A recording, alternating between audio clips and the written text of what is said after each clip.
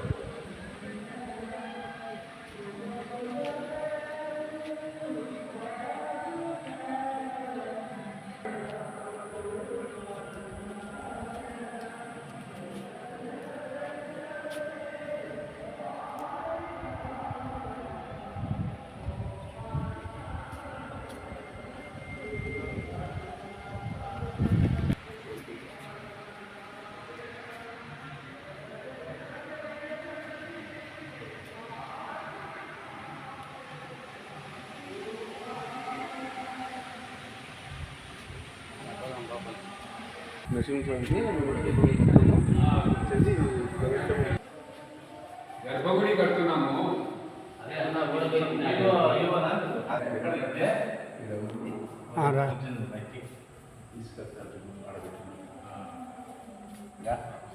చెన్నకేసి start ఇదా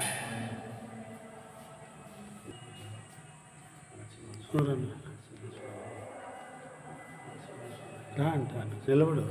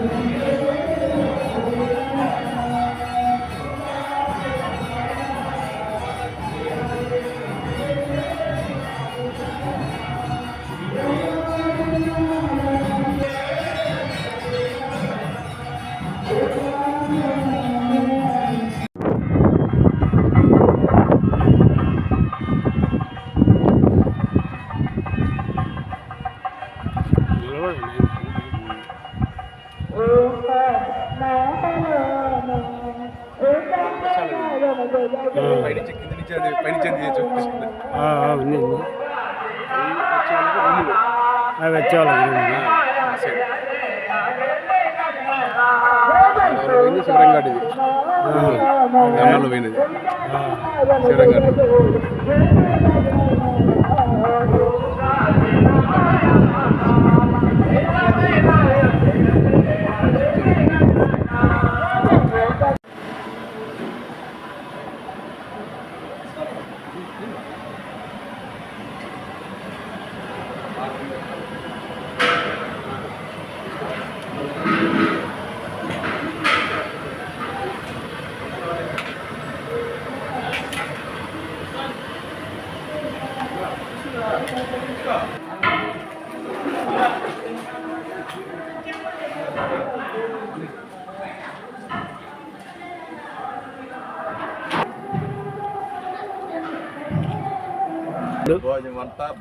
చెప్పు ఈ ప్లేస్ అంతా దేనికి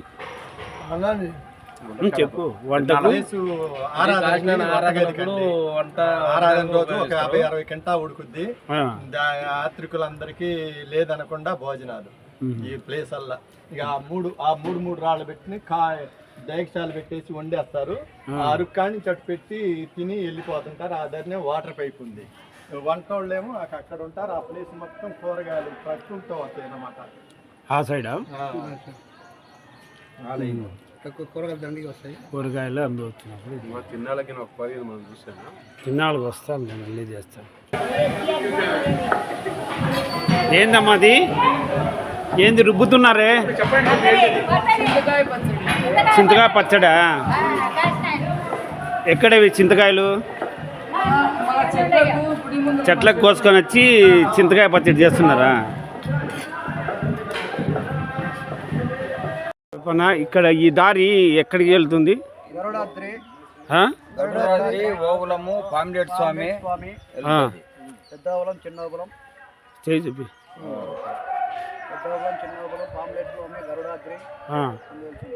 ఈ రూటు ఎన్ని కిలోమీటర్లు ఉంటుంది? 30 కిలోమీటర్లు.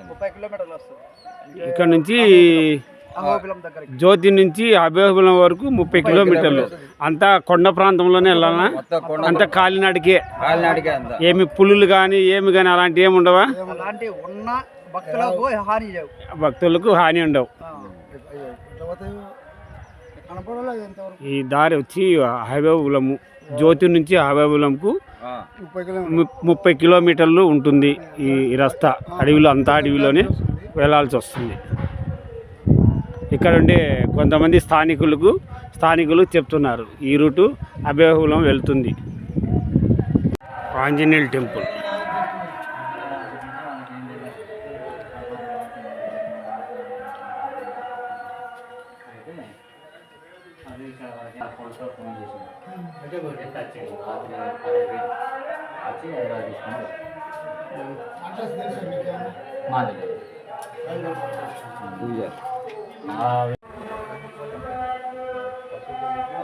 ఒకరు రండి.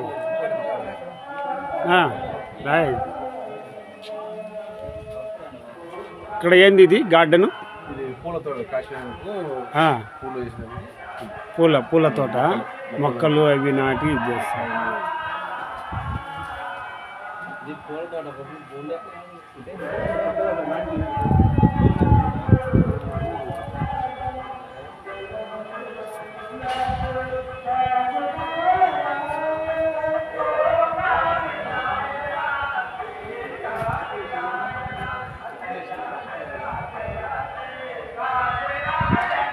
Okay sir.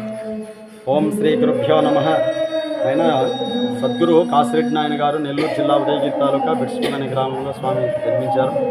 ఆయన కాశీ విశ్వనాథ స్వామి అనుగ్రహం, వారి యొక్క కోరిక, వాళ్ళ తల్లిదండ్రులు కోరినటువంటి వరప్రసాదం చేత కాసిరెడ్డి నాయన గారు ఉండెల్లి సుబ్బారెడ్డి కాశీమైన దంపతులు జన్మించినారు. ఆయన బాల్యంలోనే దైవ సంపూర్ణంగా ఇచ్చినటువంటి వాడు. ఆయన బాల్యంలోనే స్వామివారి మహిమలను చెబుతూ ఉండి తల్లిదండ్రులు మరణించిన వారి గృహస్థాశ్రమం ఉండి అక్కడి నుంచి స్వామి వాళ్ళ యొక్క సంసారంలో ఉన్నటువంటి భూముల ఆస్తులు అన్ని వాళ్ళకు చెప్పేసి స్వామి వైరాగ్యంతో బయటికి బయలుదేరి కొంతకాలం సిద్ధేశ్వరం అనేటువంటి క్షేత్రంలో కొంతకాలం ఉండి అక్కడి నుండి ఈ యొక్క ప్రాంతాన్ని పౌర్మావిల ఎర్సాల ఈ ప్రాంతంలో తిరిగాడు. మళ్ళీ తర్వాత వరికుంట్ల నాయనపల్లి గ్రామంలో కొంతకాలం చదువు చెప్తూ కొన్ని మహిమలు చెప్తూ ఉండేవాడు. తర్వాత ఇక్కడ నుంచి గరుడాద్రి 5 కిలోమీటర్లు ఉండదు. స్వామివారు అక్కడ తపస్సు చేసి నరసింహస్వామి ప్రత్యక్షం, స్వామి జీర్ణోద్ధరణ అటువంటిది కోరినారు. తర్వాత ఇక్కడ జ్యోతి క్షేత్రం చేరుకున్న తర్వాత ఇక్కడ అన్నపూర్ణేశ్వరి భూమిలో అన్నపూర్ణేశ్వరి స్వామికి స్వయంగా ఆయనకు దర్శనమిచ్చి ఆయన నీకు ప్రత్యక్షమవుతున్నానని చెప్పేసి ఆయనకు ప్రత్యక్షమైంది. అమ్మవారిని లోపల భూమిలో విగ్రహ స్వరూపంలో బయటికి తీపించి జ్యోతి నరసింహస్వామి అనేటువంటి ఆ యొక్క గర్భగుడిలో ఆమెను ప్రతిష్ఠించి అక్కడ స్వామివారు అక్కడ ఆమెను పెట్టేసి లోక కళ్యాణార్థం కోసం స్వామివారు అక్కడి నుంచి అన్నదానం తెలుపుతూ స్వామి యొక్క మన రాయలసీమ మొత్తం అంతా తిరిగాడు. హైదరాబాద్లో కూడా బాగా స్వామి తిరిగాడు. స్వామివారు ఆయన భక్తులను వచ్చి వాళ్ళు మా ఇంటికి రావాలంటే స్వామి అప్పుడు చెప్పినప్పుడు రాడు, కానీ తర్వాత ఆయన ఏదో ఒక రోజు పోయి వాళ్ళకి దర్శనమిస్తూ ఉండేవాడు. జీర్ణోద్ధరణ అటువంటిది స్వామి ఆయనకు ఎక్కడెక్కడ ఏ ప్రాంతంలో ఏ దేవాలయంలో అక్కడ ఆయన జీర్ణోద్ధరణ చేయాలో ఆయన పోయి ఆయన పాదం పెట్టేసి ఆయన ఇక్కడ అన్నదానం చేయండి అని చెప్పేసి ఒక్కొక్క భక్తులకు ఇక్కడ బాగా జరుగుతుంది అని చెప్పేసి వాళ్ళకి చెప్పేసి స్వామి అక్కడి నుంచి మళ్ళీ ఇంకొక క్షేత్రానికి చేరి అట్లా చేస్తూ స్వామి జీర్ణోద్ధరణ చేస్తూ అన్నదానం చేస్తూ స్వామి రాయలసీమంతా తిరిగాడు. భక్తులందరూ వారు కోరిన ప్రకారం స్వామివారి దర్శనం చేసుకున్న వాళ్ళకు ఆయన ఇది జరిగిపోతుందని చెప్తూ ఉండేవాడు. కొంతమందికి పిల్లలు కానీ వాళ్ళకు స్వామి ఉద్యోగాలు అంటే ఉద్యోగాలు, అట్లా స్వామివారు అందరికి భక్తులకు ఆయన యొక్క ఆశీర్వాదం చేసి ఇస్తూ తిరుగుతూ వచ్చాడు. స్వామి ఆయనకు గరుడాద్రిలో ఉన్న టైంలోనే గోవులు అంటే ఇష్టం. ఆయన ఎక్కడ కూడా ఆశ్రమాలలో గోవులు అనేది ఉండాలనేటువంటి ఆయన కోరిక. స్వామి అన్నీ తిరుగుతూ లాస్ట్లో చివరిలో ఈ యొక్క జ్యోతి క్షేత్రానికి 1995 డిసెంబర్ 6వ తారీఖు దత్త పౌర్ణమి రోజు స్వామివారు జ్యోతికి ఈ యొక్క అన్నపూర్ణ ప్రతిష్ఠ కార్యక్రమాన్ని భక్తులకు అందరికి తెలియజేసి లాస్ట్లో చివరిలో ఇక్కడికి వచ్చి స్వామి ఆ యొక్క జ్యోతి వెలుగుతుందని చెప్పేసి స్వామివారి ఇక్కడికి వచ్చి 1995 డిసెంబర్ 6వ తారీఖు దత్త పౌర్ణమి రోజు స్వామి అన్నపూర్ణాదేవి ప్రతిష్ఠ కార్యక్రమం అయిన తర్వాత స్వామి ఇక్కడ ఆయన అంశ వదిలి ఇక్కడ సమాజ స్థితి పొందారు. స్వామి జ్యోతి అనే దానికి ఒక 10 days ముందే స్వామి ఆ యొక్క జ్యోతిని ఆయన యొక్క హృదయంలో కొంతమందికి చూపించి ఇట్లా ఉంటుంది ఈ జ్యోతి అనేటువంటిదని తెలిపారు. స్వామి ఆ యొక్క సమాధి 1995లో సమాధి అయినప్పటి నుంచి వేలాది మంది భక్తులు వచ్చి ఆయన యొక్క సమాధి దర్శనానికి ఈ యొక్క జ్యోతి అనేటువంటి దాన్ని పేరు పెట్టినారు. కాబట్టి జ్యోతి అనేటువంటి ఒక విధానంతో స్వామివారి సమాధి దర్శనానికి వేలాది మంది వస్తూ ఉంటారు.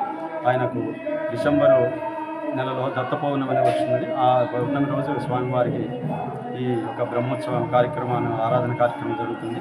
అప్పుడు లక్షలాది మంది వచ్చి స్వామివారి దర్శనం చేసుకొని వాళ్ళ కోరికలన్నీ తీర్చుకొని స్వామివారికి కలుసుకొని పోయిన తర్వాత వాళ్ళకు ఉద్యోగాలు కానీ ఏమైనా కానీ స్వామివారికి నమ్మకం చేత భక్తులు వాళ్ళ కోరికలు పొంది ఆయన ఆశీర్వాదం తీర్థప్రసాదం తీసుకొని ఆరాధన కార్యక్రమాలన్నీ వేసిస్తూ పోతూ ఉంటారు.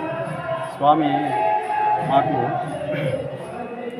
స్వామి నాయన ఇక్కడ ఎవరు అయినా కూడా లేదు అనేటువంటి పదం కలగొద్దని మనము మంచి సంకల్పం చేస్తున్నైనా దానికి అదే వస్తుందని చెప్పి స్వామి నాకేత్వం దాక్కుండా ఉందని చెప్పేసి స్వామి మీకు ఎటువంటి పదం రాదని కూడా మాకు చెప్పారు. ఇక్కడ ఆలయం స్వామి 1995 నుంచి 2012 వరకు మనకు గొప్పగా ఈ యొక్క రాయలసీమలో అన్నదానం కానీ ఈ యొక్క వర్క్ ఈ యొక్క కార్యక్రమాలు జరగడం కానీ ఈ యొక్క పనులు చేయడం కానీ బాగా జరిగింది. 2012లో మనకు ఈ యొక్క ఫారెస్ట్కి పర్మిషన్ కావాలని చెప్పేసి మనకు అప్లికేషన్ చేస్తాం. అక్కడ నుంచి స్వామివారి కార్యక్రమానికి ఇప్పుడు యొక్క గుడికి పర్మిషన్ తీసుకొని చేయాలని అంటున్నారు. ఈ ఆలయం ఉండేటువంటి ఇక్కడ ప్రధాన ఈయన ధర్మకర్తగా కూడా ఒక పెద్దగా స్వామివారి చెన్నారెడ్డి గారు ఇక్కడ ఈ యొక్క కార్యక్రమాన్ని చేస్తాము. ఈ యొక్క ఆలయానికి ప్రధాన